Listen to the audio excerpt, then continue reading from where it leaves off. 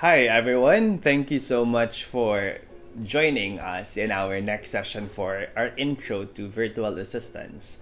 And today's topic is actually a very interesting one because we're going to be talking about data entry. But then, I always say that our topics are interesting. Like just last week, I was actually saying something like web research is interesting, but it really isn't. But let's just pretend so our lives are going to be all um, uh, it's all going to be easy. And we're going to be talking about data entry, which is then again another one of the foundational skills to launch your career in a virtual assistance world. Data entry is actually a very essential skill, especially when it comes to transcriptions or like data inputs, like someone is asking you to hand to like put into a digital version all of these physical data sets, or like they give you a very rough data and then you have to put it in a digital version and things like that. So data entry specialist actually earns I wouldn't say a lot of money, but I would say it's an essential step to be able to actually earn a lot of money after, like jumpstart your career after. Now, a lot of people would actually ask, why is it essential to start with data entry? And I would like to begin that by playing a video that I just found over the internet just a couple of minutes ago. And I think that perfectly answers one of the reasons why data entry is actually important. So let's try to play this video.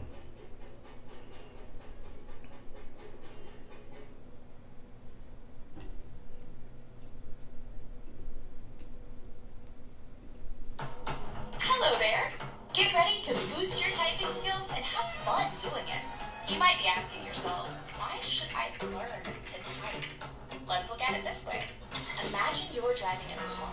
You're on a road trip with your friends and you still have a ways to go. Now, imagine that your car is equipped with bicycle tires. You probably wouldn't get very far, right? Think of typing as a way of putting the right tires on your car. When you learn how to do something the right way, you open the door to exciting possibilities. It prepares you for the road ahead. Also, did you know the virtual keyboard on your phone has the same layout as a traditional computer keyboard?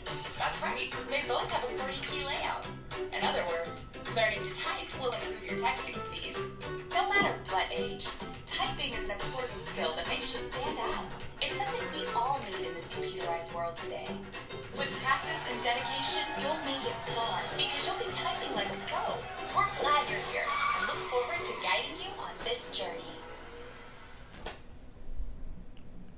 Yeah, it's a very quick video, but it gives you an insight about why typing is actually an important skill. Like it allows you to maneuver things like with your career. Like for example, if you're a virtual assistant and everything that you do is in digital, the way you respond, the way you communicate, and how fast are you able to respond and communicate is a very essential skill to be able to maintain good working relationship with your clients.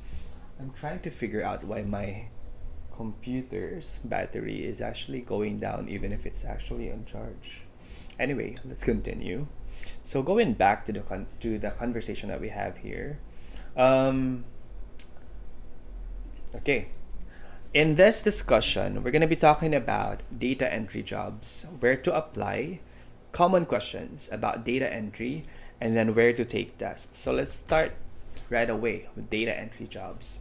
For you to be able to land a data entry job as a specialist, number one, you have to have an eye for details. So keen eye on details, meaning you cannot possibly have mistake in inputting data.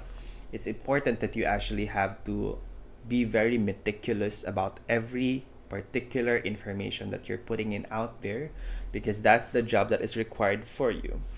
And another thing is fast and accurate typing. Apparently, we're not in a business of, putting money on someone who would actually just be able to type 2 words per minute.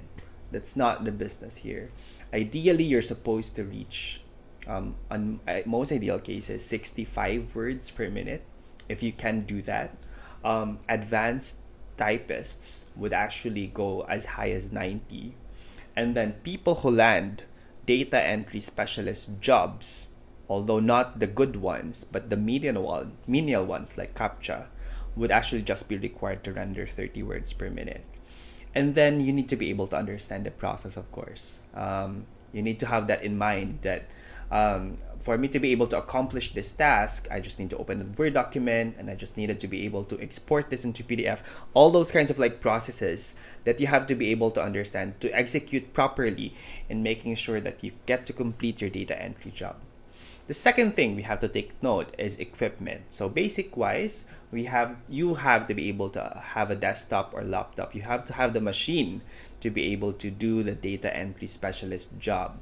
Does it have to be high spec or not? We're going to answer that in our FAQs. Secondly, is you need to have fast internet. Apparently, for you to be able to have a seamless experience with data entry, you need to make sure that your internet is fast, so the video is also playing fast, or the response of the software that you're typing is also fast. So if you're transcribing, for example, you want to make sure that you're listening to the video, but then it also doesn't really cut in the middle, you know what I mean? So fast internet, whatever internet job you have, is really key to being able to have a good working experience. Thirdly is software. One of the things is to have office productivity tools like Microsoft Word or Google Suite, and then it could be anything that's prescribed by your clients. Wait, I just wanted to make sure that I have something's wrong with my battery. I really have to make sure that this is connected to somewhere. I have to plug this in again. Give me 1 sec.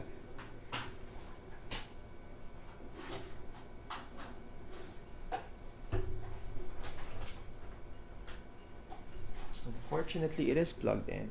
I just needed to change it somewhere else.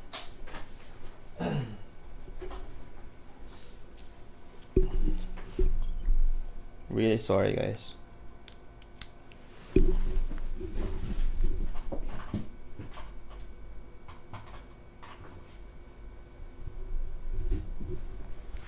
Word again.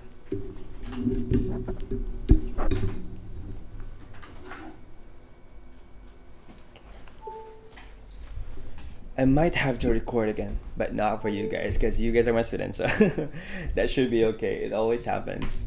Anyway, where to apply for data entry jobs. So these are the lists of the websites that you can actually check out. I tried to hyperlink all of them, so when I export this and put it in my slide share, you guys could just go through the presentation again and then click on each of them to see what the values of each of these websites are. So just for example, actiondata.com is for highly qualified data entry specialists. It comes with a nominal fee to be part of the database. We'll go through each of them later, actually, after this slide. I wouldn't really suggest that you go to Action Data just because you're starting off your data entry job, and there's a very little success rate to launch your career from this website, so I wouldn't just really suggest that. Second one would be clickworker.com. So you can generate, validate, and label data from here. We also have MTurk, or Amazon Mechanical Turk, which is the outsourcing of microtasks, so that Amazon's talents can focus on higher value tasks. I wouldn't really say it's a very user-friendly platform, but it's kind of okay. But what I would really go for if I were to launch my data entry job would be Clickworker and microworkers.com, just because it's so easy to actually have a full suite of choices on, data entry or even other jobs actually. But for most people who are not very well versed with their data entry skills and could only reach like 30 words per minute, CAPTCHA entry is a good starting point. So those kinds of that second level of authentication that you're not a bot, and then you have to go through a CAPTCHA, which is a bit annoying. So some people actually do that for a living.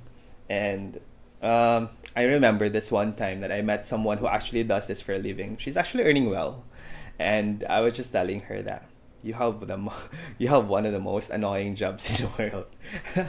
Yeah. um, and then Fiverr. But this comes across any other online job platform or online marketplace like Upwork or onlinejobs.ph. You can also find other data entry jobs in there. Is my oh finally my charger's working now. Okay. um, if you want to have a quick look about those websites that I've just mentioned, we can just go through each of them very briefly. Like this one, this is Action. So if you actually go to here in employment, they've just mentioned here that they don't like getting applications and they charge nominal fees. So they actually, if you wanted to be part of their database, then you kind of have to pay money. But they're saying something like, we're not really itching to hire people, you know? We discourage people not having proven data entry experience from putting their names in our database. So why try, right? Okay. Amazon Mechanical Turk. You can access a global on-demand 24/7 workforce. I think a lot of companies actually do this. I know that EY also does this. They have this EY global platform.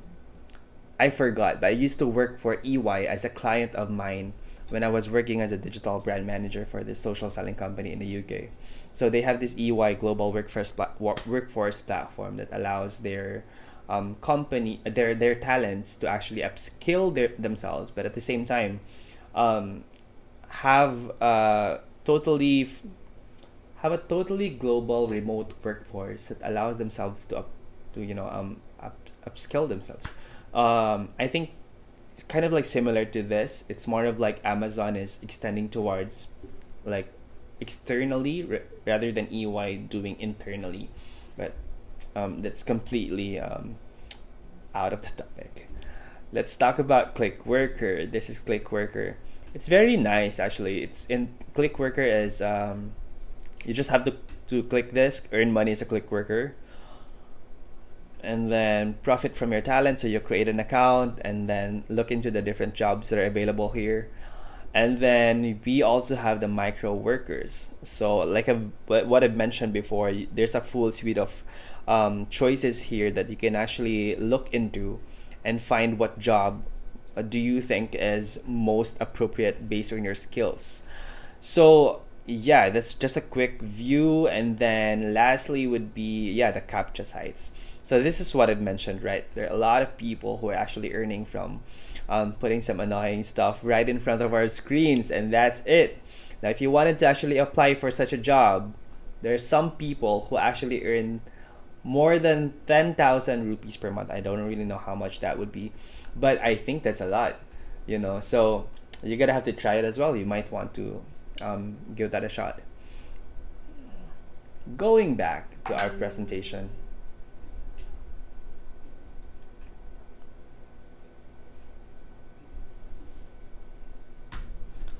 FAQs about data entry jobs. The first question is, do clients test your speed? Wait, have I answered all the questions? Oh, yeah, I got it. Do clients test your speed? I wouldn't say yes. Usually, if you are submitting your application and then they ask you to go through a form, they would ask you to include a screenshot of your speed of your typing test. It would be best if you actually include a typing test speed of higher than 65 words per minute, ideally like 72 or 80. But sometimes it's just not possible to do that, right? So, take the test as much as possible to get a high speed, like maybe aim for 56 or like close to 60, and then you will be able to surely pass that particular requirement. But usually as well, most clients would just look for the speed test of the internet. Second question we have here is, do you need to have a fast computer with good specs in order to perform data entry jobs? I don't think it's specific to data entry jobs. Most people who are working virtually as a professional and who are, freelancers should actually invest in a good computer. But for minimum requirements of being able to put up a data entry job, I don't think it has to be super high specs. As long as you have a computer like Windows, laptop, a Mac, um, and you're able to type and deliver, then that should be good to go. Third question we have here is build the profile apt for that specific platform. So yeah, the question here is really more about, um, I think I forgot to add a question here, but um, the better question to ask here, wait, I think I exported the wrong file. I edited this. Um, Actually, the question here is, you know what? It's better to go to my Canva file. If the question is there. Oh, yeah, that was that was the most updated one. I think the last question was about, is data entry an obsolete work? And the answer to that is, it depends. Like, if you think of data entry as as a sole job as it is, like you're not doing anything else, then I would say probably, like a lot of people who are still doing data entry jobs are have been there in the field for quite a while. And so if there's new data entry job, they would rather get people who are experienced in the field for like more than 10 years, um is it completely unavailable? I wouldn't say no.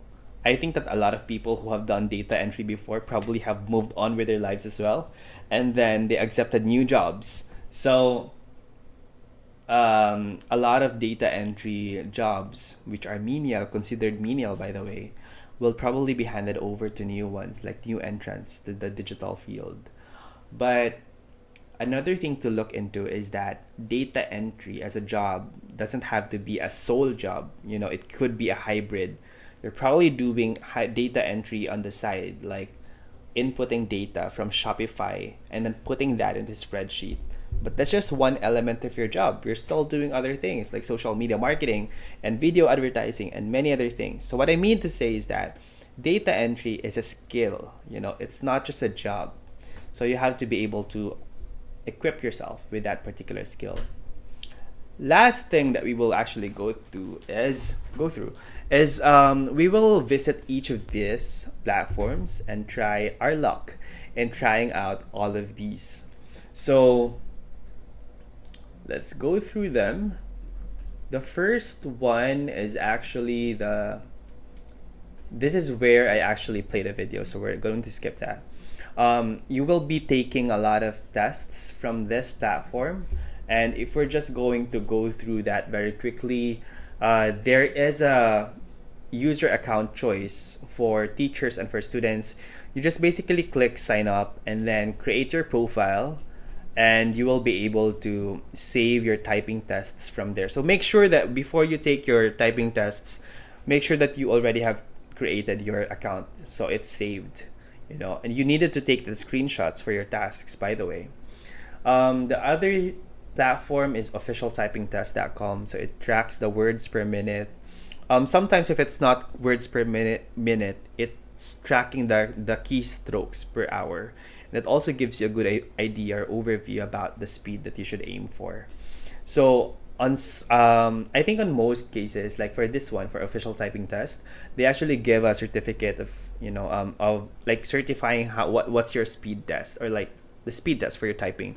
So you should be able to acquire that and put that into your task. Aside from that, we have gonnatype.com. So it's pretty straightforward. The moment you start typing in these words, then the timer is going to start. We also have 10 fast fingers, and then we have top typing tests. So you guys will actually be burning a lot of time this afternoon to spend on typing tests and complete a lot of tests actually. So we have a full stack of tasks that you guys are going to execute for the rest of the afternoon. So why don't we actually try out? Anyway, we gotta get better with this, like over the course of the next few days and weeks, and you guys have like the entire training to actually get better with it. But this is a good starting point. So you can also use fast fingers to practice, and you can also have top typing tests. But this one, 10 fast fingers, is actually part of your part of your tests to complete. So you kind of have to like go through all of them to make sure that we get to cover everything. But those are all the platforms that we need to really get dirty with to make sure that we get to achieve the 65 words per minute requirement for this task. And not just for this task, to actually improve our data entry skills as well, in general.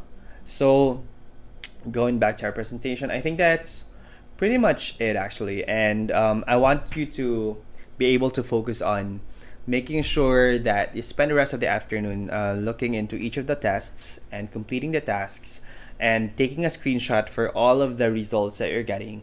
And hopefully we'll be able to actually get better results over time. It's not something that you actually achieve overnight, but it's a transition to being able to really make sure that you have keen attention to details, you're reading things properly, and you're also able to quickly identify semantics and the structures within the words and the sentences and how they actually relate to one another. So, good luck on your activity for the rest of the day, and let me know, or John, if you have questions.